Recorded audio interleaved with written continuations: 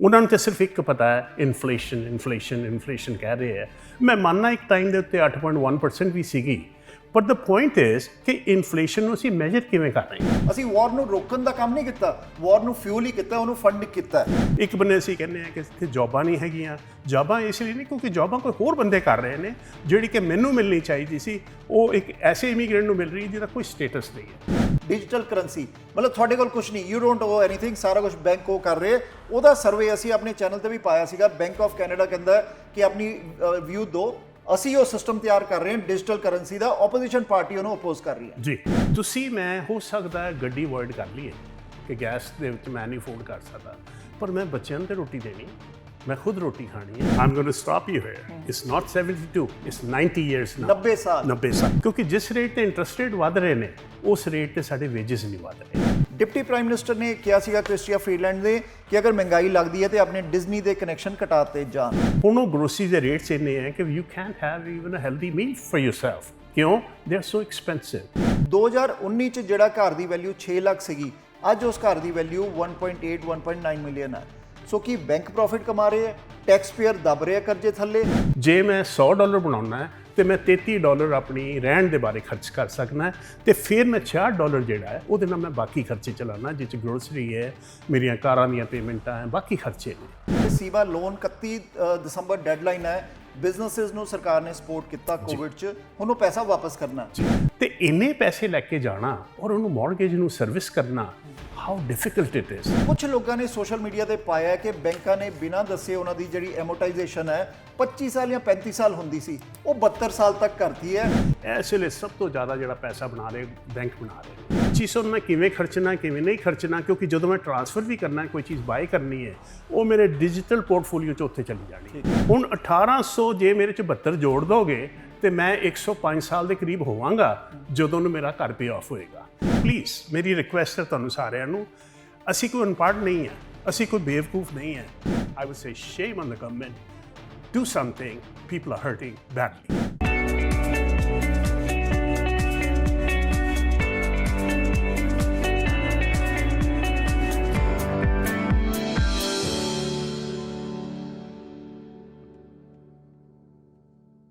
Prime Asia ਨੇ ਬਾਹਰ field 'ਚ ਜਾ ਕੇ ਲੋਕਾਂ ਨਾਲ ਵੀ ਗੱਲ ਕੀਤੀ, ਕਿਉਂਕਿ ਬੈਂਕ ਆਫ ਕੈਨੇਡਾ ਨੇ ਜਿਹੜਾ 10ਵੀਂ ਵਾਰ ਇੰਟਰਸਟ ਰੇਟ ਹਾਈਕ ਕੀਤਾ ਹੈ ਔਰ ਪਿਛਲੇ 21 ਸਾਲਾਂ 'ਚੋਂ ਹਾਈਐਸਟ ਰੇਟ ਇੰਕਰੀਜ਼। ਕੋਵਿਡ ਤੋਂ ਪਹਿਲੇ ਕੀ ਸਿਚੁਏਸ਼ਨ ਸੀ, ਅੱਜ ਕੀ ਸਿਚੁਏਸ਼ਨ ਹੈ, ਔਰ ਕੈਨੇਡੀਅਨਸ ਲੱਗਦਾ ਬਹੁਤ ਸੌਖੇ ਹੈ, ਬਹੁਤ ਈਜ਼ੀਲੀ ਘਰ ਲਿੱਤੇ ਹੋਏ ਹੈ, ਅੱਛੇ ਲੈਵਿਸ਼ਲੀ ਘਰਾਂ 'ਚ ਰਹਿੰਦੇ ਹੈ ਔਰ ਬਹੁਤ ਈਜ਼ੀਲੀ ਆਪਣੀ ਅਫੋਰਡੇਬਿਲਟੀ ਕਰਦੇ ਹੈ। ਅਫੋਰਡੇਬਿਲਟੀ ਦਾ ਇਸ਼ੂ ਹਰ ਇਲੈਕਸ਼ਨ ਦਾ ਇੱਕ ਇਸ਼ੂ ਬਣਿਆ ਹੈ, ਹਰ ਪੋਲੀਟੀਕਲ ਪਾਰਟੀ ਨੇ ਗੱਲ ਕੀਤੀ ਹੈ। ਕੀ ਕੈਨੇਡੀਅਨ ਅੱਜ ਅਫੋਰਡੇਬਿਲਟੀ ਦੀ ਗੱਲ ਕਰਕੇ ਆਪਣੇ ਆਪ ਨੂੰ ਸੌਖਾ ਮਹਿਸੂਸ ਕਰ ਸਕਦਾ ਹੈ? ਸਾਡੇ ਨਾਲ ਫਾਈਨੈਂਸ਼ੀਅਲ ਮਾਰਕੀਟ ਦੇ ਐਕਸਪਰਟ ਮਿਸਟਰ ਕਲਸੀ ਮੌਜੂਦ ਹੈ, ਜਿਹੜੇ ਕਿ ਬਿਜ਼ਨਸ ਸੋਲੂਸ਼ਨਸ ਤੋਂ ਤਾਲੁਕ ਰੱਖਦੇ ਹੈ। ਗੱਲਬਾਤ ਕਰਾਂਗੇ ਤੁਹਾਡੇ ਸਵਾਲਾਂ ਦੀ, ਜਿਹੜੇ ਤੁਸੀਂ ਟਾਈਮ ਟੂ ਟਾਈਮ ਸਾਡੇ ਸਾਹਮਣੇ ਰੱਖੇ ਹੈ, ਜਿਹਦੇ ਤੇ ਬੈਂਕ ਆਫ ਕੈਨੇਡਾ ਨੇ ਵੀ 2020 ਚ ਪ੍ਰੋਮਿਸ ਕੀਤਾ ਸੀ ਇੰਟਰਸਟ ਰੇਟਸ ਜਿਹੜੇ ਹਿਸਟੋਰੀਕਲ ਲੋ ਔਰ ਬਹੁਤ ਲੌਂਗ ਟਾਈਮ ਤੱਕ ਲੋ ਰਹੂਗੇ। ਅੱਜ ਸਿਚੁਏਸ਼ਨ ਕੀ ਹੈ ਮਾਰਕੀਟ ਦੀ, ਜਾਣਦੇ ਮਿਸਟਰ ਕਲਸੀ ਤੋਂ। ਕਲਸੀ ਸਾਹਿਬ, ਸਵਾਗਤ ਹੈ ਪ੍ਰਾਈਮ ਏਸ਼ੀਆ ਤੇ। ਥੈਂਕ ਯੂ ਨਿਤਿਨ ਜੀ, ਔਰ ਪ੍ਰਾਈਮ ਏਸ਼ੀਆ ਟੀਵੀ ਦੇਖ ਰਹੇ ਸਾਰੇ ਵਿਊਅਰਸ ਨੂੰ ਮੇਰੇ ਵੱਲੋਂ ਸਤਿ ਸ਼੍ਰੀ ਅਕਾਲ, ਨਮਸਤੇ ਤੇ ਆਦਾਬ ਜੀ। ਕਲਸੀ ਸਾਹਿਬ, ਕੈਨੇਡੀਅਨਸ ਬਹੁਤ ਸੌਖੇ ਬੈਠੇ, ਈਜ਼ੀਲੀ ਘਰਾਂ ਦੀ ਮੌਰਗੇਜ ਦੇ ਰਹੇ ਹੈ, ਈਜ਼ੀਲੀ ਅਫੋਰਡ ਕਰ ਰਹੇ ਹੈ, ਗਰੋਸਰੀ ਵੀ ਲੈ ਰਹੇ ਹੈ, ਤਨਖਾਹਾਂ ਵੀ ਹੈ, $16.5 ਮਿਨੀਮਮ ਵੇਜ ਹੈ, ਗੱਡੀਆਂ ਵੀ ਲਿੱਤੀਆਂ ਹੋਈਆਂ, ਕਿਸ਼ਤਾਂ ਜਾ ਰਹੀਆਂ। ਸੋ ਮਾਰਕੀਟ ਦੀ ਸਿਚੁਏਸ਼ਨ ਸੌਖੀ ਲੱਗਦੀ ਹੈ, ਕੀ ਕਹਿਣਾ ਤੁਹਾਡਾ? ਦੇਖੋ ਗੱਲ ਇਹ ਹੈਗੀ ਹੈ ਨਿਤਿਨ ਜੀ ਕਿ ਜਿਹੜੀ ਪਿਛਲੇ ਰਾਦਰ 1.5 ਸਾਲ ਤੋਂ ਜੋ ਹਾਲਾਤ ਬਣੇ ਹੋਏ ਮਾਰਕੀਟ ਦੇ, they are very dicey in the terms ਕਿ ਸਾਨੂੰ ਸਭ ਕੁਝ ਲੱਗ ਰਿਹਾ ਸਭ ਕੁਝ ਠੀਕ ਹੈ, ਬਟ ਦੇਰ ਇਜ਼ ਨਥਿੰਗ ਠੀਕ। ਮੈਂ ਕਿਉਂ ਕਿਹਾ ਹੈ? ਕਿਉਂਕਿ ਜਿਸ ਰੇਟ ਤੇ ਇੰਟਰਸਟ ਰੇਟ ਵਧ ਰਹੇ ਨੇ ਉਸ ਰੇਟ ਤੇ ਸਾਡੇ ਵੇਜਸ ਨਹੀਂ ਵਧ ਰਹੇ। ਜਦੋਂ ਸਾਡੇ ਵੇਜਸ ਨਹੀਂ ਵਧਣਗੇ ਤਾਂ ਓਬਵੀਅਸਲੀ ਸਾਡੀ ਬਾਇੰਗ ਪਾਵਰ ਦੇ ਵਿੱਚ ਬੜਾ ਫਰਕ ਪੈਂਦਾ, ਯਾਨੀ ਅਸੀਂ ਆਪਣੇ ਡੈਟਸ ਨੂੰ ਜਾਂ ਆਪਣੀਆਂ ਜਿਹੜੀਆਂ ਜ਼ਰੂਰਤਾਂ ਹੈ ਜਾਂ ਆਪਣੀਆਂ ਜ਼ਿੰਮੇਵਾਰੀਆਂ ਹੈ ਉਹਨੂੰ ਨਿਭਾ ਨਹੀਂ ਸਕਦੇ। ਹੁਣ ਇਸ ਗੱਲੋਂ ਸਾਡੀ ਗਵਰਨਮੈਂਟ ਨੇ ਤੇ ਬਿਲਕੁਲ ਅੱਖਾਂ ਪੀਟੀਆਂ ਹੋਈਆਂ। ਉਹਨਾਂ ਨੂੰ ਤਾਂ ਸਿਰਫ ਇੱਕ ਪਤਾ ਹੈ, ਇਨਫਲੇਸ਼ਨ ਕਹਿ ਰਹੇ ਹੈ। ਮੈਂ ਮੰਨਣਾ ਇੱਕ ਟਾਈਮ ਦੇ ਉੱਤੇ 8.1% ਵੀ ਸੀਗੀ, ਬਟ ਦ ਪੁਆਇੰਟ ਇਜ਼ ਕਿ ਇਨਫਲੇਸ਼ਨ ਨੂੰ ਅਸੀਂ ਮੈਜਰ ਕਿਵੇਂ ਕਰ ਰਹੇ ਹਾਂ। ਕੀ ਗੈਸ ਪ੍ਰਾਈਸ ਥੋੜ੍ਹੀਆਂ ਥੱਲੇ ਆ ਗਈਆਂ ਤੇ ਅਸੀਂ ਕਹਿ ਦਿੱਤਾ 4.4 ਤੋਂ 3.4 ਤੇ ਆ ਗਈ, ਪਰ ਦੂਸਰੇ ਬੰਨੇ ਕਿਸੇ ਨੇ ਗਰੋਸਰੀ ਵੱਲ ਧਿਆਨ ਦਿੱਤਾ? ਉਹ ਕਿੱਥੇ ਹੈ? ਉਹ ਇਸ ਵੇਲੇ 12 ਤੋਂ ਲੈ ਕੇ 15% ਉੱਪਰ ਚਲੀ ਗਈ। ਤੁਸੀਂ ਮੈਂ ਹੋ ਸਕਦਾ ਹੈ ਗੱਡੀ ਅਵੋਇਡ ਕਰ ਲਈਏ ਕਿ ਗੈਸ ਦੇ ਵਿੱਚ ਮੈਂ ਨਹੀਂ ਅਫੋਰਡ ਕਰ ਸਕਦਾ, ਪਰ ਮੈਂ ਬੱਚਿਆਂ ਨੂੰ ਤੇ ਰੋਟੀ ਦੇਣੀ ਹੈ, ਮੈਂ ਖੁਦ ਰੋਟੀ ਖਾਣੀ ਹੈ ਔਰ ਉਹਦੇ ਵਾਸਤੇ ਮੈਨੂੰ ਮਾਰਕੀਟ 'ਚ ਜਾ ਕੇ ਗਰੋਸਰੀ ਬਾਏ ਕਰਨੀ ਪੈਣੀ ਹੈ। ਹੁਣ ਉਹ ਗਰੋਸਰੀ ਦੇ ਰੇਟਸ ਇੰਨੇ ਹੈ ਕਿ you can't have even a healthy meal for yourself। ਕਿਉਂ? They are so expensive.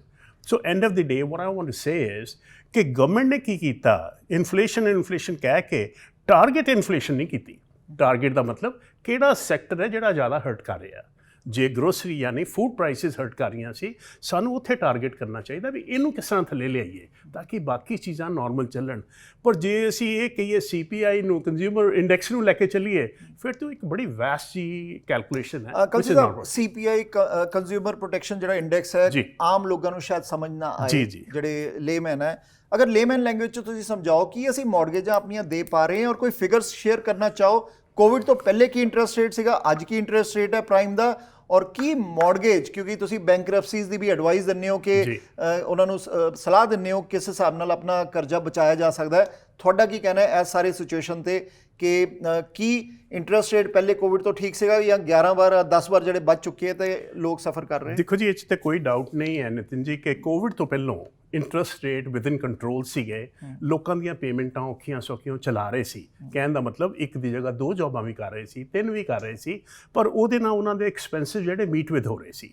ਪਰ ਜਦੋਂ ਇਹ ਚੀਜ਼ਾਂ ਵਧਣੀਆਂ ਸ਼ੁਰੂ ਹੋਈਆਂ, ਮੈਂ ਇੱਕ ਛੋਟਾ ਜਿਹਾ ਤੁਹਾਨੂੰ ਐਗਜ਼ਾਮਪਲ ਦੇਣਾ ਚਾਹੁੰਦਾ ਕਿ ਜਿਹੜੀ ਮੌਰਗੇਜ 2200, 2300, 2500 ਹੁੰਦੀ ਸੀ, ਉਹ 'ਚ ਕੀ ਹੁੰਦਾ ਸੀ, ਮੈਂ ਵੀ ਕੰਮ ਕਰਨਾ, ਮੇਰੀ ਵਾਈਫ ਵੀ ਕੰਮ ਕਰਦੀ ਹੈ, ਥੋੜ੍ਹਾ ਮੈਂ ਓਵਰ ਟਾਈਮ ਲਾਉਣਾ ਹੈ, ਸੋ ਦੇयर ਵਾਜ਼ ਇਨਫ ਇਨਕਮ ਕਿ ਜਿਸ 'ਚ ਅਸੀਂ ਆਪਣੀ ਮੌਰਗੇਜ ਚਲਾ ਸਕਦੇ ਹਾਂ।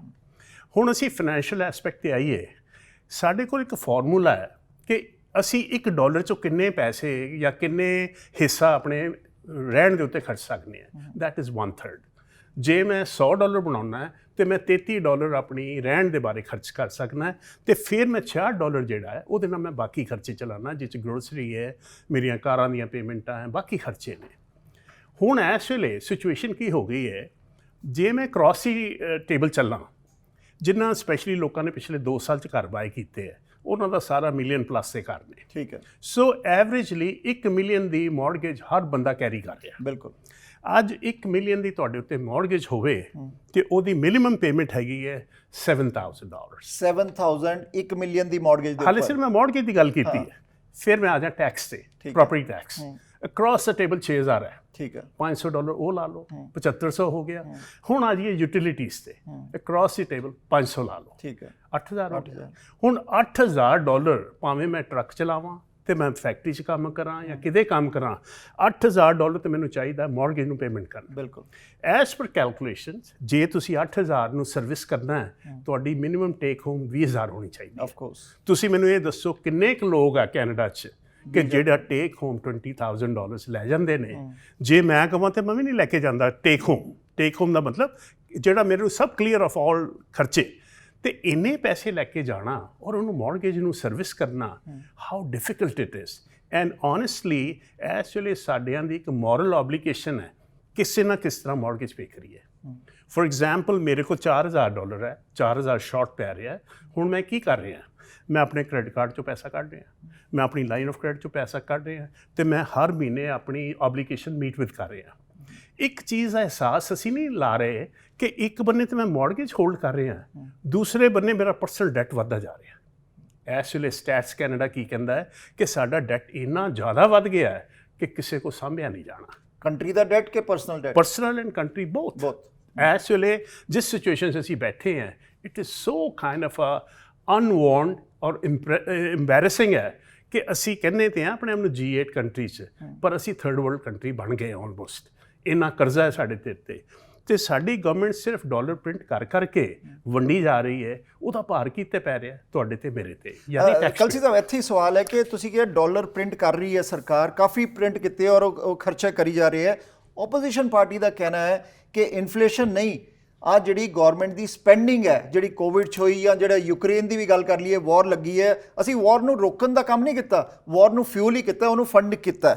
ਸੋ ਲੋਕ ਕਹਿੰਦੇ ਕਿ ਵਾਰ ਔਰ ਜਿਹੜੀ ਸਪੈਂਡਿੰਗ ਹੈ, ਓਪੋਜੀਸ਼ਨ ਪਾਰਟੀਆਂ ਕਹਿੰਦੀਆਂ ਆ ਰਿਸਪੌਂਸਿਬਲ ਹੈ ਜਿਹਦੇ 'ਚ ਕੈਨੇਡੀਅਨ ਅੱਜ ਸਫਰ ਕਰ ਰਹੇ। ਐਬਸੋਲਿਊਟਲੀ ਮੈਂ ਉਹਨਾਂ ਨਾਲ ਅਗਰੀ ਕਰਨਾ ਜੀ। ਪੁਆਇੰਟ ਕੀ ਹੈ? ਫੋਰ ਐਗਜ਼ਾਮਪਲ, ਅਸੀਂ ਫਿਰ ਆ ਜਾਈਏ ਇੱਕ ਘਰ ਨੂੰ ਇੱਕ ਇਕਾਈ ਗਿਣ ਲਈਏ ਕਿ ਹਾਊਸ ਹੈ, ਉਹਦੇ ਖਰਚਿਆਂ ਲਈ ਜਿੰਨੀ ਦੇਰ ਉਹਨਾਂ ਦੇ ਘਰ ਦੇ ਬੰਦਿਆਂ ਦੇ ਉੱਤੇ ਉਹਨਾਂ ਦਾ ਢਿੱਡ ਨਹੀਂ ਭਰਦਾ, how can you feed everybody else?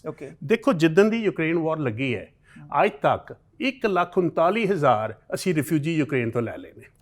ਦੁਬਾਰਾ ਦੱਸਿਓ। 139,000 ਯੂਕਰੇਨੀਅਨ ਰਿਫਿਊਜੀ ਕੈਨੇਡਾ ਨੇ ਓਪਨ ਆਰਮਸ ਕਰਕੇ ਲਏ ਨੇ ਜਦ ਤੋਂ ਵਾਰ ਲੱਗੀ ਹਾਂ, ਹੈ। ਜਦ ਤੋਂ ਔਰ war ਸਾਨੂੰ ਆ ਪਤਾ ਹੈ 8 ਬਿਲੀਅਨ ਡਾਲਰਸ ਤੱਕ ਦਾ ਜਿਹੜੀ ਸਪੋਰਟ ਯੂਕਰੇਨ ਨੂੰ ਕਰ ਚੁੱਕਾ ਹੈ। ਐਬਸੋਲੂਟਲੀ। ਹੁਣ ਗੱਲ ਦੇਖੋ, 8 ਬਿਲੀਅਨ ਕਹਿਣਾ ਕਿੱਡਾ ਸੌਖਾ ਲੱਗਾ ਹੈ।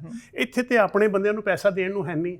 ਅਸੀਂ 8 ਬਿਲੀਅਨ ਡਾਲਰ ਅਸੀਂ ਲੜਾਈ ਬੰਦ ਕਰਨ 'ਚ ਨਹੀਂ ਲਾਏ, ਅਸੀਂ ਲੜਾਈ ਨੂੰ ਹੋਰ ਭੜਕਾਉਣ 'ਚ ਲਾਏ ਤਾਂ ਕਿ ਕੰਟੀਨਿਊ ਰਵੇ, ਅਸੀਂ ਚੱਲਦੇ। ਔਰ ਫਿਰ ਜਿਹੜੀ ਇੱਕ ਸਭ ਤੋਂ ਵੱਡੀ ਸਟੇਟਮੈਂਟ ਉਹਨਾਂ ਨੇ ਦਿੱਤੀ ਹੈ ਸਾਡਿਆਂ ਨੇ ਕਿ ਅਸੀਂ ਤੁਹਾਡੇ ਨਾਲ ਉਨੀ ਦੇਰ ਖੜੇ ਹਾਂ ਜਿੰਨੀ ਦੇਰ ਵਾਰ ਹੈ। ਠੀਕ ਹੈ। ਵਾਟ ਡਸ ਦੈਟ ਮੀਨ? ਤੁਸੀਂ ਕਿਸੇ ਚੀਜ਼ ਨੂੰ ਰਿਜ਼ੋਲਵ ਨਹੀਂ ਕਰ ਰਹੇ। ਸੋ ਇਹ ਸਾਨੂੰ ਇਹ ਦੱਸਦਾ ਹੈ ਕਿ ਜਿਹੜਾ ਸਾਡਾ ਕਾਰਪੋਰੇਟ ਮਾਈਂਡਸੈਟ ਹੈ ਉਹ ਬੜਾ ਡਿਫਰੈਂਟ ਹੈ। ਫੋਰ ਐਗਜ਼ਾਮਪਲ ਅਮਰੀਕਾ ਦੀ ਤੇ ਇਕਨੋਮੀ ਉਹਦੇ ਤੇ ਚੱਲਦੀ ਹੈ, ਉਹ ਤੇ ਆਮ ਸਪਲਾਈ ਤੇ ਉਹ ਤੇ ਚਾਹੇਗਾ ਕਿ ਚੱਲਣ ਦੇ। ਹੁਣ ਅਸੀਂ ਲੋਕ ਕੈਨੇਡੀਅਨ ਜਿਹੜੇ ਕਿ ਅਸੀਂ ਮੱਛਰ ਵੀ ਨਹੀਂ ਮਾਰਦੇ, ਸਾਡੇ ਕੋਲ ਵੀ ਆਰਮੀ ਹੈ, ਅਸੀਂ ਵੀ ਸਭ ਕੁਝ ਰੱਖਿਆ ਹੈ, but why we are party to that? ਕਿਸੇ ਜਗ੍ਹਾ ਅਸੀਂ ਲਾਈਨ ਡਰਾ ਕਰ ਸਕਦੇ ਹਾਂ ਕਹਿ ਦਿੰਦੇ ਹੋਏ ਕਿ ਜਿਹੜੇ ਸਾਡੇ ਆਪਣੇ ਸਿਟੀਜ਼ਨ ਹੈ, ਸਾਡੇ ਆਪਣੇ ਵਸਨੀਕ ਨੇ, ਸਾਡੀ ਇਕਨੋਮੀ, ਉਹਨੂੰ ਸੈਟਲ ਕਰਨਾ ਸਾਡੀ ਜ਼ਿਆਦਾ ਜ਼ਰੂਰੀ ਹੈ, ਬਜਾਏ ਅਸੀਂ ਯੂਕਰੇਨ ਨੂੰ ਲਈਏ ਜਾਂ ਉਹਨਾਂ ਨੂੰ 8 ਬਿਲੀਅਨ ਡਾਲਰ ਦੇ ਦਈਏ ਕਿ ਲਓ ਭਾਈ ਲੜੋ। ਜਿਹੜੀ ਕੰਡੀਸ਼ਨ 'ਚ ਅੱਜ ਅਸੀਂ ਹੈਗੇ ਆ ਕੈਨੇਡੀਅਨਸ, ਇਹਦਾ ਜ਼ਿੰਮੇਦਾਰ ਕੌਣ ਹੈ? ਵੈਲ ਓਨੈਸਟਲੀ ਜ਼ਿੰਮੇਦਾਰ ਤੇ ਸਾਡਾ ਜਿਹੜਾ ਨਰਮ ਸੁਭਾਅ ਹੈ ਨਾ ਗਵਰਨਮੈਂਟ ਦਾ, ਕਿ ਅਸੀਂ ਹਰ ਇੱਕ ਨੂੰ ਗਲੇ ਲਾਉਣ ਨੂੰ ਤਿਆਰ ਹਾਂ। ਅੱਜ ਭਾਵੇਂ ਸੀਰੀਆ ਹੋਵੇ, ਭਾਵੇਂ ਕੋਈ ਹੋਰ ਕੰਟਰੀ ਹੋਵੇ, ਸਾਡੇ ਗੇਟਸ ਇੱਕਦਮ ਖੁੱਲ੍ਹ ਜਾਂਦੇ ਨੇ, ਰਿਫਿਊਜੀ ਆ ਜਾਓ ਜੀ। ਅਸੀਂ ਤਾਂ ਉਹਨਾਂ ਨੂੰ ਇਹ ਵੀ ਨਹੀਂ ਪੁੱਛਦੇ ਵੀ ਤੁਹਾਡੀ ਬੈਕਗਰਾਉਂਡ ਕੀ ਹੈ। ਔਰ ਰਿਫਿਊਜੀ ਟੈਕਸ ਦਿੰਦੇ ਕਿ ਨਹੀਂ ਦਿੰਦੇ, ਲੇਕਿਨ ਇੱਕ ਲਾਇਬਿਲਟੀ, ਇੱਕ ਤਾਂ ਤੁਹਾਡੇ ਤੇ ਟੈਕਸ ਪੇਅਰ ਦਾ ਮਨੀ ਜਾਣਾ ਹੀ ਹੈ ਉਹਨਾਂ ਦੀ ਸਪੋਰਟ ਦੇ ਲਈ। ਦੇਖੋ ਸਰ, ਉਹਦੇ ਵਿੱਚ ਕੀ ਹੈਗਾ ਹੈ ਕਿ ਜੇ ਅਸੀਂ ਕਹੀਏ ਨਾ ਕਿ ਜਿਹੜਾ ਇਹ ਪੈਸਾ ਦਿੱਤਾ ਹੈ, ਅਸੀਂ ਕੀ ਕੀਤਾ? ਅਸੀਂ 5 ਬਿਲੀਅਨ ਡਾਲਰ ਤੇ ਫਾਈਨੈਂਸ਼ੀਅਲ ਅਸਿਸਟੈਂਸ ਦਿੱਤੀ ਹੈ ਯੂਕਰੇਨ ਨੂੰ, 1 ਬਿਲੀਅਨ ਮਿਲਟਰੀ ਸਪੋਰਟ ਦਿੱਤੀ ਹੈ, 352.5 ਮਿਲੀਅਨ ਅਸੀਂ ਹਿਊਮੈਨਿਟੇਰੀਅਨ ਅਸਿਸਟੈਂਸ ਦਿੱਤੀ ਹੈ, ਠੀਕ ਹੈ, 127 ਮਿਲੀਅਨ ਅਸੀਂ ਡਿਵੈਲਪਮੈਂਟ ਵਾਸਤੇ ਉਹਨਾਂ ਨੂੰ ਦਿੱਤੇ ਹੈ, ਔਰ 102 ਮਿਲੀਅਨ ਉਹਨਾਂ ਦੀ ਸਿਕਿਉਰਿਟੀ ਸਟੈਬਲਾਈਜੇਸ਼ਨ ਵਾਸਤੇ ਦਿੱਤੇ ਹੈ। ਹੁਣ ਤੁਸੀਂ ਇਹ ਸਾਰੀਆਂ ਚੀਜ਼ਾਂ ਦੇਖੋ ਕਿ ਮੈਂ ਕੈਨੇਡੀਅਨ ਸਿਟੀਜ਼ਨ ਹਾਂ, ਮੈਨੂੰ ਨਹੀਂ ਲੋੜ, ਮੈਨੂੰ ਇਹ ਸਭ ਚੀਜ਼ਾਂ ਦੀ ਲੋੜ ਹੈ। ਟੈਕਸ ਤਾਂ ਤੁਸੀਂ ਭਰਦੇ ਹੋ। ਬਸ ਗੱਲ ਇਹ, ਅਸੀਂ ਟੈਕਸ ਭਰ ਰਹੇ ਹਾਂ ਤਾਂ ਕਿ ਟਰੂਡੋ ਸਾਹਿਬ ਦੀ ਇਮੇਜ ਵਧੀਆ ਰਵੇ ਕਿ ਵੀ ਆਰ ਵੈਰੀ ਫੋਰਗਿਵਿੰਗ ਪੀਪਲ, ਅਸੀਂ ਲੋਕਾਂ ਨੂੰ ਗੱਲ ਨਾਲ ਲਾਉਂਦੇ ਹਾਂ, ਅਸੀਂ humanitarian ground. Kalsi Sahib, bank of Canada ਕਹਿੰਦਾ ਅਸੀਂ ਇੱਕ ਨਵਾਂ ਮਾਡਲ ਤਿਆਰ ਕਰ ਰਹੇ ਹਾਂ ਜਿਹਦੇ ਤੇ ਸਰਵੇ ਵੀ ਉਹਨਾਂ ਨੇ ਕੀਤਾ ਹੈ, ਡਿਜੀਟਲ ਕਰੰਸੀ। ਉਹ ਕਹਿੰਦੇ ਤੁਹਾਡੀ ਜੇਬ ਚੋਂ ਸਾਰਾ ਕੈਸ਼ ਖਤਮ ਕਰ ਦੇਣਾ, ਕੈਸ਼ ਮੰਗਰ ਹੀ ਹੋਊਗਾ, ਕ੍ਰੈਡਿਟ ਕਾਰਡ ਮੰਗਰ ਹੋਊਗਾ, ਡਿਜੀਟਲ ਕਰੰਸੀ। ਮਤਲਬ ਤੁਹਾਡੇ ਕੋਲ ਕੁਝ ਨਹੀਂ, ਯੂ ਡੋਂਟ ਓ ਐਨੀਥਿੰਗ, ਸਾਰਾ ਕੁਝ ਬੈਂਕ ਉਹ ਕਰ ਰਹੇ। ਉਹਦਾ ਸਰਵੇ ਅਸੀਂ ਆਪਣੇ ਚੈਨਲ ਤੇ ਵੀ ਪਾਇਆ ਸੀਗਾ। ਬੈਂਕ ਆਫ ਕੈਨੇਡਾ ਕਹਿੰਦਾ ਕਿ ਆਪਣੀ ਵਿਊ ਦਿਓ, ਅਸੀਂ ਉਹ ਸਿਸਟਮ ਤਿਆਰ ਕਰ ਰਹੇ ਹਾਂ ਡਿਜੀਟਲ ਕਰੰਸੀ ਦਾ, ਆਪੋਜੀਸ਼ਨ ਪਾਰਟੀ ਉਹਨੂੰ ਅਪੋਜ਼ ਕਰ ਰਹੀ ਹੈ। ਜੀ, ਮੈਂ ਵੀ ਐਬਸੋਲੂਟਲੀ ਅਪੋਜ਼ ਕਰਾਂਗਾ ਜੀ। ਕਿਉਂ? ਅੱਜ ਮੇਰੀ ਜੇਬ 'ਚ $1,000 ਹੈ, ਮੈਂ ਕੀ ਖਰਚਿਆ, ਕੀ ਮੇਰੇ ਕੋਲ ਬਚਿਆ, ਮੈਨੂੰ ਸਭ ਪਤਾ ਹੈ। ਮੈਂ ਉਹਦੇ ਮੁਤਾਬਕ ਆਪਣੇ ਆਪ ਨੂੰ ਫਿਰ ਕੰਟਰੋਲ ਕਰ ਸਕਦਾ ਜਾਂ ਖਰਚੇ ਬੰਦ ਕਰ ਸਕਦਾ। ਜਿੱਦਣ ਹੋ ਗਈ ਡਿਜੀਟਲ ਕਰੰਸੀ, ਪਹਿਲੀ ਗੱਲ ਤਾਂ ਮੇਰੀ ਅਕਾਊਂਟ 'ਚ ਪੈਸਾ ਹੀ ਕੋਈ ਨਹੀਂ ਹੈ, ਹਰ ਚੀਜ਼ ਮੈਨੂੰ ਇੱਕ ਨੰਬਰ ਨਜ਼ਰ ਆ ਰਿਹਾ ਹੈ ਕਿ ਕਲਸੀ ਸਾਹਿਬ ਤੁਹਾਡੇ ਅਕਾਊਂਟ 'ਚ $2,500 ਹੈ। ਹੁਣ 2500 ਨੂੰ ਮੈਂ ਕਿਵੇਂ ਖਰਚਣਾ, ਕਿਵੇਂ ਨਹੀਂ ਖਰਚਣਾ, ਕਿਉਂਕਿ ਜਦੋਂ ਮੈਂ ਟ੍ਰਾਂਸਫਰ ਵੀ ਕਰਨਾ, ਕੋਈ ਚੀਜ਼ ਬਾਏ ਕਰਨੀ ਹੈ, ਉਹ ਮੇਰੇ ਡਿਜੀਟਲ ਪੋਰਟਫੋਲੀਓ 'ਚ ਉੱਥੇ ਚਲੀ ਜਾਣੀ। ਠੀਕ ਹੈ। ਐਂਡ ਆਫ ਦੀ ਡੇ ਕੀ ਹੋਣਾ ਹੈ ਕਿ ਮੈਂ ਇੱਕ ਦਿਨ ਕੋਈ ਚੀਜ਼ ਮੰਗਾਵਾਂਗਾ, ਉਹ ਡਿਨਾਈ ਹੋ ਜਾਏਗੀ ਕਿਉਂਕਿ ਮੇਰੇ ਪੋਰਟਫੋਲੀਓ 'ਚ ਹੈ ਹੀ ਕੁਛ ਨਹੀਂ, ਪੈਸੇ ਹੀ ਹੈ ਨਹੀਂ। ਹੁਣ ਉਹ ਪੈਸੇ ਕਿੱਥੋਂ ਆਉਣੇ ਆ? ਮੇਰੇ ਕੰਮ ਕਰਨ ਤੋਂ। ਕੰਮ ਵਾਲਿਆਂ ਨੇ ਟ੍ਰਾਂਸਫਰ ਕਰਨੇ ਮੇਰੇ ਡਿਜੀਟਲ ਪਰਸ ਦੇ ਵਿੱਚ। ਸੋ ਕਹਿਣ ਦਾ ਮਤਲਬ it is going to be a mess. ਇਹ ਇੱਕ ਕ੍ਰੀਏਟ ਇਸ ਲਈ ਕਰ ਰਹੇ ਹੈ ਕਿ ਆਮ ਬੰਦੇ ਦਾ ਧਿਆਨ ਹਟ ਜਾਏ। ਕਲਸੀ ਸਾਹਿਬ, ਮੈਂ ਅਗਲੇ ਸਵਾਲ ਦੀ ਤਰਫ ਜਾਊਂ ਕਿਉਂਕਿ ਟਾਈਮ ਸਾਡੇ ਕੋਲ ਲਿਮਿਟਿਡ ਹੈ। ਤੇ ਕੁਝ ਲੋਕਾਂ ਨੇ ਸੋਸ਼ਲ ਮੀਡੀਆ ਤੇ ਪਾਇਆ ਕਿ ਬੈਂਕਾਂ ਨੇ ਬਿਨਾਂ ਦੱਸੇ ਉਹਨਾਂ ਦੀ ਜਿਹੜੀ ਐਮੋਰਟਾਈਜੇਸ਼ਨ ਹੈ 25 ਸਾਲ ਜਾਂ 35 ਸਾਲ ਹੁੰਦੀ ਸੀ, ਉਹ 72 ਸਾਲ ਤੱਕ ਕਰਤੀ ਹੈ। ਕੀ ਇਹ ਸੱਚ ਹੈ?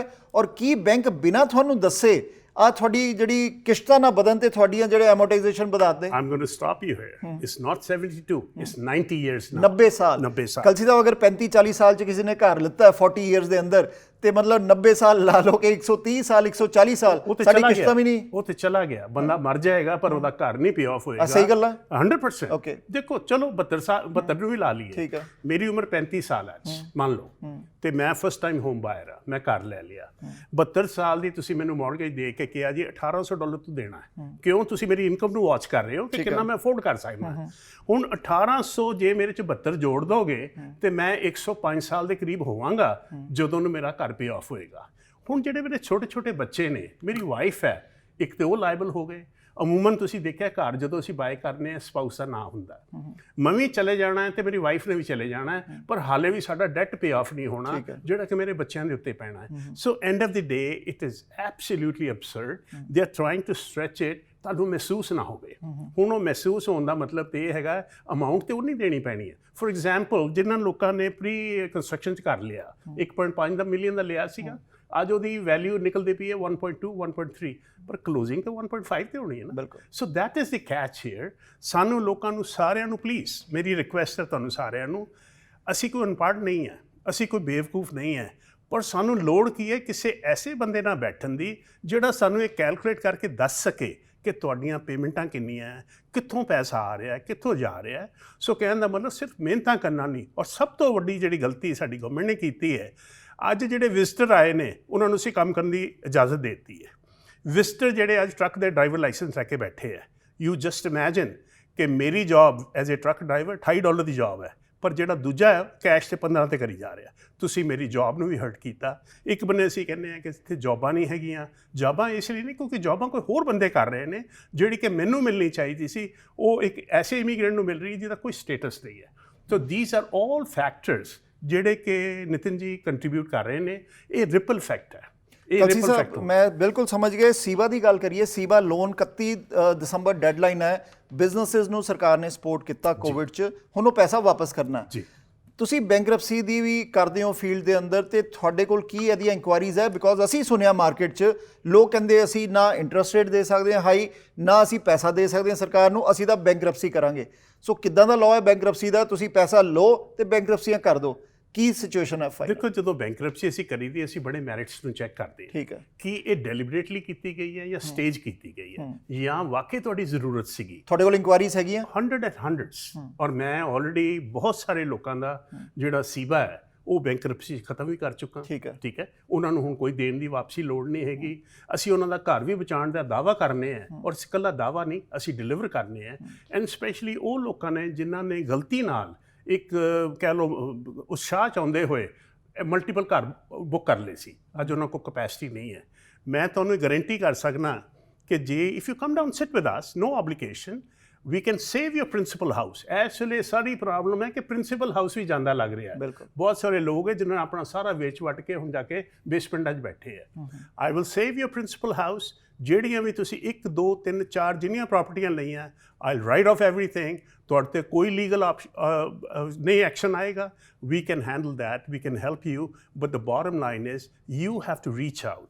You have to talk to somebody who knows and understands the system. It's not about this कि हाँ जी आ भी हो जू. No, we need to know somebody who can really deliver to us. So please give us a call if there is anything. ਤੁਸੀਂ ਨਿਤਿਨ ਜੀ ਕੋ ਸਾਡਾ phone number ਲੈ ਸਕਦੇ ਹੋ। The company ਦਾ ਨਾਮ ਹੈ Business Solutions and Credit Counseling Services. ਤੁਸੀਂ ਆਪਣੀ ਵੈਬਸਾਈਟ ਜਾਂ ਫੋਨ ਨੰਬਰ ਵੀ ਦੱਸ ਸਕਦੇ ਹੋ? ਹਾਂਜੀ ਪਲੀਜ਼। ਸਾਡਾ ਜਿਹੜਾ ਟੋਲ ਫ੍ਰੀ ਨੰਬਰ ਹੈ ਕੈਨੇਡਾ ਭਰ 'ਚ, ਦੈਟ ਇਜ਼ 1-866-790-8984। ਜਿਹੜੇ ਭਰਾ ਭੈਣ ਸਾਡੇ ਕੰਪਿਊਟਰ ਲਿਟਰੇਟ ਨੇ, ਲੌਗ ਔਨ ਟੂ www.bscc.ca। ਅਸੀਂ ਤੁਹਾਡੀ ਸਾਰੀ ਪ੍ਰੋਬਲਮਸ ਜਿਹੜੀਆਂ we can help you over the net. ਔਰ ਸਾਡੀ ਜਿਹੜੀ ਪਹਿਲੀ ਡਿਸਕਸ਼ਨ ਹੈ ਜਾਂ ਕਹਿ ਲਓ ਮੀਟਿੰਗ ਹੈ, it's absolutely complimentary, there is no charge for that, ਔਰ ਉਹ 'ਚ ਕੋਈ ਕੈਚ ਵੀ ਨਹੀਂ ਹੈ। You would be told, ਔਰ ਇੱਕ ਟੇਲਰ ਮੇਡ ਪ੍ਰੋਗਰਾਮ ਬਣਾ ਕੇ ਅਸੀਂ ਤੁਹਾਨੂੰ ਇਸ ਸਿਸਟਮ 'ਚੋਂ ਕੱਢ ਸਕਦੇ ਹਾਂ। So just feel to call us, we are just a phone call away. Kalsi ਸਾਹਿਬ, ਆਖਰੀ ਸਵਾਲ ਤੁਹਾਨੂੰ ਕਿ ਆ ਸਾਰੇ ਸਿਸਟਮ ਅਸੀਂ ਡਿਸਕਸ ਕਰ ਲਿਆ ਡਿਟੇਲ 'ਚ, ਇਹਦੇ 'ਚ ਪ੍ਰੋਫਿਟ ਕੌਣ ਕਮਾ ਰਿਹਾ? 2019 'ਚ ਜਿਹੜਾ ਘਰ ਦੀ ਵੈਲਿਊ 6 ਲੱਖ ਸੀਗੀ, ਅੱਜ ਉਸ ਘਰ ਦੀ ਵੈਲਿਊ 1.8 1.9 ਮਿਲੀਅਨ ਹੈ। ਸੋ ਕੀ ਬੈਂਕ ਪ੍ਰੋਫਿਟ ਕਮਾ ਰਹੇ ਹੈ? ਟੈਕਸ ਪੇਅਰ ਦਬ ਰਿਹਾ ਕਰਜ਼ੇ ਥੱਲੇ? ਇਹ ਤੁਹਾਡਾ ਐਜ਼ ਅ ਫਾਈਨੈਂਸ਼ੀਅਲ ਐਕਸਪਰਟ ਕੀ ਹੈ ਇਹਦੇ ਤੇ? ਦੇਖੋ ਸਰ, ਗੱਲ ਇਹ ਹੈ, this is a corporate world. Corporate world ਦੇ ਵਿੱਚ ਬੈਂਕ ਜਿਹੜਾ ਇੱਕ ਬੜਾ ਮੇਜਰ ਪਲੇਅਰ ਹੈ। ਮੇਜਰ ਇੱਕ ਇੰਡੀਪੈਂਡੈਂਟ ਬਾਡੀ ਹੈ ਬੈਂਕ, ਜਿਹੜਾ ਉਹਨੂੰ ਸਰਕਾਰ ਕੰਟਰੋਲ ਨਹੀਂ ਕਰ ਸਕਦੀ। ਇਸ ਵੇਲੇ ਸਭ ਤੋਂ ਜ਼ਿਆਦਾ ਜਿਹੜਾ ਪੈਸਾ ਬਣਾ ਰਹੇ ਬੈਂਕ ਬਣਾ ਰਹੇ ਨੇ। ਉਹਨਾਂ ਦੇ ਤੁਸੀਂ ਸਟਾਕ ਦੇਖੋ, ਉਹਨਾਂ ਦੇ ਸ਼ੇਅਰਸ ਕਿੱਥੇ ਦੇ ਕਿੱਥੇ ਚਲੇ ਗਏ ਨੇ। ਪਰ ਆਮ ਬੰਦਾ ਜਿਹੜਾ ਹੈ ਉਹ ਪਿਸਦਾ ਜਾ ਰਿਹਾ ਹੈ, ਔਰ ਉਹ ਪਿਸਦਾ ਰਹੇਗਾ, ਕਿਉਂਕਿ ਕੋਈ ਵੀ ਸਾਡੇ ਕੋਲ ਚੈੱਕ ਐਂਡ ਬਾਉਂਸ ਨਹੀਂ ਹੈਗੇ ਜਿੱਥੇ ਅਸੀਂ ਹਰ ਚੀਜ਼ ਨੂੰ ਕੰਟਰੋਲ ਕਰ ਸਕੀਏ। So I would say the corporate greed is so much, ਉਹਦੇ ਵਿੱਚ ਆਮ ਬੰਦੇ ਦਾ ਕੋਈ ਰੋਲ ਨਹੀਂ ਹੈਗਾ। So just be aware, keep yourself informed, ਪੜ੍ਹਿਆ ਕਰੋ, ਇੰਟਰਨੈਟ 'ਤੇ ਜਾਓ, ਡਿਫਰੈਂਟ ਚੀਜ਼ਾਂ ਦੇਖੋ ਤਾਂ ਕਿ ਤੁਹਾਨੂੰ ਇਲਮ ਹੋ ਸਕੇ ਕਿ ਤੁਹਾਡੇ ਨਾਲ ਕੀ ਹੋ ਰਿਹਾ ਹੈ। So don't hold anybody else responsible. Let's educate ourself. ਜੇ ਅਸੀਂ ਐਜੂਕੇਟ ਕਰਾਂਗੇ ਕਈ ਪਰੇਸ਼ਾਨੀਆਂ ਸਾਡੀਆਂ ਅਸੀਂ ਆਪੇ ਹੱਲ ਕਰ ਸਕਾਂਗੇ। ਪਰ ਇੱਕ ਗੱਲ ਹੋਰ ਜ਼ਰੂਰ ਕਵਾਂ, ਕਿਸੇ ਸਿਆਣੇ ਬੰਦੇ ਨੂੰ ਭਾਵੇਂ ਉਹਦੀ ਫੀਸ ਵੀ ਹੋਵੇ, ਮੰਨ ਲਓ ਤੁਸੀਂ ਕਿਸੇ ਨੂੰ ਕੰਸਲਟ ਕਰਨ ਜਾਂਦੇ ਹੋ, $100 ਹੈ, $100 ਖਰਚ ਲਓ, ਹੋ ਸਕਦਾ ਤੁਹਾਡਾ ਮਿਲੀਅਨ ਬਚ ਜਾਏ। But don't say ਕਿ ਨਹੀਂ ਆਪਾਂ 100 ਨਹੀਂ ਖਰਚਣਾ ਕਿਉਂਕਿ I don't want to pay somebody. Please don't do this. Get out, talk to somebody and try to resolve your problems. Kalsi Sahib, bank of Canada ਦੇ ਗਵਰਨਰ ਨੇ ਕਿਹਾ ਸੀ 8% ਤੋਂ 4% ਅਸੀਂ ਇਨਫਲੇਸ਼ਨ ਲਿਆਂਦੀ, ਤੁਸੀਂ ਉਹਦਾ ਜਵਾਬ ਸ਼ੁਰੂ 'ਚ ਦੇ ਚੁੱਕੇ ਹੋ ਜੀ। ਡਿਪਟੀ ਪ੍ਰਾਈਮ ਮਿਨਿਸਟਰ ਨੇ ਕਿਹਾ ਸੀਗਾ ਕ੍ਰਿਸਟੀਆ ਫਰੀਲੈਂਡ ਨੇ ਕਿ ਅਗਰ ਮਹਿੰਗਾਈ ਲੱਗਦੀ ਹੈ ਤੇ ਆਪਣੇ ਡਿਜ਼ਨੀ ਦੇ ਕਨੈਕਸ਼ਨ ਕਟਾਤੇ ਜਾਣ। ਸੋ ਇਦਾਂ ਦੀਆਂ ਜਿਹੜੀਆਂ ਸਾਹਮਣੇ ਚੀਜ਼ਾਂ ਆਉਂਦੀਆਂ ਕੈਨੇਡੀਅਨਸ ਨੂੰ ਹਰਟ ਕਰਦੀਆਂ ਕਿਉਂਕਿ ਇਨਫਲੇਸ਼ਨ ਇੰਨੀ ਹਾਈ ਹੈ ਜਾਂ ਮਹਿੰਗਾਈ ਇੰਨੀ ਜ਼ਿਆਦਾ ਹੈ ਕਿ ਸਰਵਾਈਵਲ ਔਖਾ ਹੋਇਆ। ਆਖਰੀ 'ਚ ਤੁਸੀਂ ਕੀ ਕਹੋਗੇ ਲੋਕਾਂ ਨੂੰ, ਕੀ ਕਹੋਗੇ ਸਰਕਾਰ ਨੂੰ ਸੁਨੇਹਾ, ਬਿਕੋਜ਼ ਤੁਸੀਂ ਗਰਾਊਂਡ ਲੈਵਲ ਤੇ ਜੁੜੇ ਹੋ, ਤੁਹਾਡੇ ਕੋਲ ਬਹੁਤ ਸਾਰੇ ਇਹਦੇ ਰਿਲੇਟਡ ਜਿਹੜੀ ਅਫੋਰਡੇਬਿਲਟੀ ਦੇ ਰਿਲੇਟਡ ਲੋਕ ਆਉਂਦੇ ਆ, ਤੁਸੀਂ ਮੈਸੇਜ ਕੀ ਦੇਣਾ ਚਾਹੋਗੇ? ਦੇਖੋ, ਮੈਂ ਤਾਂ ਇੱਕੋ ਗੱਲ ਕਹਿਣਾ ਚਾਹਾਂਗਾ, ਭਾਵੇਂ ਕੋਈ ਕਵੇ statement, it is very irresponsible. ਤੁਸੀਂ ਸਾਨੂੰ ਕਈ ਚੀਜ਼ਾਂ ਸਹੂਲਤਾਂ ਦਿੱਤੀਆਂ ਹੈ ਜਿਸ 'ਚ ਸਾਡੇ ਕੋਲ ਮੰਨ ਲਓ TV ਵੀ ਹੈ, ਇੰਟਰਨੈਟ ਵੀ ਹੈ, ਸੈੱਲ ਫੋਨ ਵੀ ਹੈ, ਇਹ ਅੱਜ ਸਾਡੀ ਲਾਈਫ ਦੀ ਨੈਸੈਸਿਟੀ ਬਣ ਗਈ ਹੈ। ਪਰ ਇਹ ਕਿੱਡਾ ਇਰਰਿਸਪੌਂਸਿਬਲ ਹੈ ਕਿ ਮੈਂ ਫਾਈਨੈਂਸ ਹੋਵਾਂ ਇੱਥੋਂ ਦਾ ਮਿਨਿਸਟਰ ਅਤੇ ਮੈਂ ਕਹਾਂ ਆਪਣਾ ਤੁਸੀਂ ਫੋਨ ਘਟਾ ਦਿਓ, ਤੁਸੀਂ ਆਪਣਾ ਆਹ ਚੀਜ਼ ਘੱਟ ਕਰ ਦਿਓ, ਉਹ ਚੀਜ਼ ਘੱਟ ਕਰ ਦਿਓ। That should not be there. We need each and everything. We need the government to wake up and take certain actions ਜਿਹਦੇ ਨਾਲ ਸਾਡੀ ਜ਼ਿੰਦਗੀ ਜਿਹੜੀ ਹੈ ਉਸੇ ਤਰ੍ਹਾਂ ਦੀ ਹੋ ਸਕੇ ਜਿਸ ਤਰ੍ਹਾਂ ਅੱਜ ਤੋਂ 7-8 ਸਾਲ ਪਹਿਲਾਂ ਸੀਗੀ। ਪਰ ਉਹ 7-8 ਸਾਲ ਨੂੰ ਅੱਜ ਕੰਪੇਅਰ ਕਰੋ, Canada is no more a very G8 country, ਅਸੀਂ ਥਰਡ ਵਰਲਡ ਕੰਟਰੀ ਦੇ ਵਿੱਚ ਕਨਵਰਟ ਹੋ ਰਹੇ ਹਾਂ। ਔਰ ਇਹ ਸਾਰੀਆਂ ਜਿਹੜੀਆਂ ਕੁਤਾਹੀਆਂ ਗਲਤੀਆਂ ਇਹ ਮੈਂ ਗਵਰਨਮੈਂਟ ਨੂੰ ਹੋਲਡ ਆਨ ਕਰਦਾ ਇਸ ਪਰਪਸ ਲਈ ਕਿਉਂਕਿ they need to wake up. ਜਿਹੜੀ ਆਪੋਜੀਸ਼ਨ ਵੀ ਅੱਜ ਕਹਿ ਰਹੀ ਹੈ they have got valid points but we all need to come together and raise your voice. ਆਪਣੇ MP ਨੂੰ send emails and tell them hey we are hurting now. And ਮੈਂ ਤੁਹਾਨੂੰ ਇਹ ਗੱਲ ਕਹਿੰਦੇ ਮੈਨੂੰ ਅਫਸੋਸ ਹੋ ਰਿਹਾ ਕਿ ਆਉਂਦੇ ਸਾਲ 'ਚ ਬਹੁਤ ਸਾਰੀਆਂ ਬੈਂਕਰਪਸੀਆਂ ਹੋਣੀਆਂ, ਬਹੁਤ ਸਾਰੇ ਸਾਡੇ ਇਹੋ ਜਿਹੇ ਭੈਣ ਭਰਾ ਹੋਣੇ ਆ ਜਿਨ੍ਹਾਂ ਕੋਲ ਘਰ ਸਾਂਭੇ ਨਹੀਂ ਜਾਣੇ ਕਿਉਂਕਿ ਮੌਰਗੇਜ ਦਿੱਤੀ ਨਹੀਂ ਜਾਣੀ। ਐਂਡ ਆਫ ਦੀ ਡੇ ਉਹੀ ਗੱਲ ਆ ਜਾਣੀ ਹੈ, ਮੈਂ ਰੋਟੀ ਖਾਵਾਂ ਜਾਂ ਘਰ ਬਚਾਵਾਂ। ਐਂਡ ਆਫ ਦੀ ਡੇ ਕੀ ਹੈਗਾ, ਇੱਕ ਸਪਲਾਈ ਡਿਮਾਂਡ। ਅਸੀਂ ਮਿਲੀਅਨ ਤੋਂ ਉੱਤੇ ਬੰਦਾ ਬੁਲਾਉਣਾ ਚਾਹੁੰਦੇ ਹਾਂ ਪਰ ਸਾਡੇ ਕੋਲ ਘਰ ਨਹੀਂ, ਸਾਡੇ ਕੋਲ ਜੋਬਾਂ ਨਹੀਂ। What are we talking? ਇਸ ਏਜ ਦੇ ਵਿੱਚ ਆ ਕੇ ਅਸੀਂ ਐਡੇ ਰਿਸਪੌਂਸਿਬਲ ਹੋਈਏ। I would say shame on the government. Do something, people are hurting badly. Kalsi Sahib, thank you open ਗੱਲਾਂ ਕਰਨ ਲਈ, ਜਿਹੜੇ ਤੁਸੀਂ ਫੈਕਟ ਐਂਡ ਫਿਗਰ ਸਾਹਮਣੇ ਰੱਖੇ ਹੈ, ਤੁਹਾਡਾ ਬਹੁਤ ਬਹੁਤ thank you. Thank you for having me. God bless you all. Just stay safe, stay healthy. Thank you. So Canada ਦੇ ਅੰਦਰ ਕੱਲਾ ਆਹ ਮੁੱਦਾ ਨਹੀਂ ਹੈ ਮੌਰਗੇਜ ਦਾ। ਅਸੀਂ ਕ੍ਰਾਈਮ ਰੇਟ ਦੇਖਿਆ, ਅਸੀਂ ਕਾਰ ਜੈਕਿੰਗ ਦੇਖੀ ਹੈ, ਵਾਇਲੈਂਟ ਕਾਰ ਜੈਕਿੰਗ, ਅਸੀਂ ਫੂਡ ਬੈਂਕਸ ਦੇਖੇ ਹੈ, ਕਿੱਦਾਂ ਲੋਕ ਉਹਦੇ ਤੇ ਡਿਪੈਂਡ ਹੋਏ ਹੈ। ਮੌਰਗੇਜਾਂ ਨਹੀਂ ਦਿੱਤੀਆਂ ਜਾ ਰਹੀਆਂ, ਇਨਫਲੇਸ਼ਨ ਰੇਟ ਸੋ ਹਾਈ ਹੈ, ਬੈਂਕਰਪਸੀਜ਼ ਦੀ ਤਰਫ ਜਾ ਰਿਹਾ ਹੈ। ਸੋ ਵੇਅਰ ਆਰ ਵੀ ਹੈਡਿੰਗ? ਸੋ ਜਿਹੜਾ ਇਸ ਮੁੱਦੇ ਤੇ ਗੱਲ ਕਰਦਾ, ਜਿੱਦਾਂ ਕਲਸੀ ਸਾਹਿਬ ਨੇ ਕਿਹਾ, ਆਪਣੇ ਚੁਣੇ ਹੋਏ ਨੁਮਾਇੰਦਿਆਂ ਨੂੰ ਜ਼ਰੂਰ ਸਵਾਲ ਪੁੱਛੋ, ਕੋਈ ਵੀ ਪਾਰਟੀ ਦਾ ਹੋਏ, ਕੋਈ ਵੀ ਲੈਵਲ ਆਫ ਗਵਰਨਮੈਂਟ ਦਾ ਹੋਏ, are we heading to a right direction? ਆ ਜ਼ਰੂਰ ਪੁੱਛੋ। ਉਮੀਦ ਹੈ ਪ੍ਰੋਗਰਾਮ ਅੱਛਾ ਲੱਗਾ ਹੋਵੇਗਾ। ਦੇਖਦੇ ਰਹੋ ਪ੍ਰਾਈਮ ਏਸ਼ੀਆ, ਤੁਹਾਡਾ ਆਪਣਾ ਤੁਹਾਡੇ ਲਈ।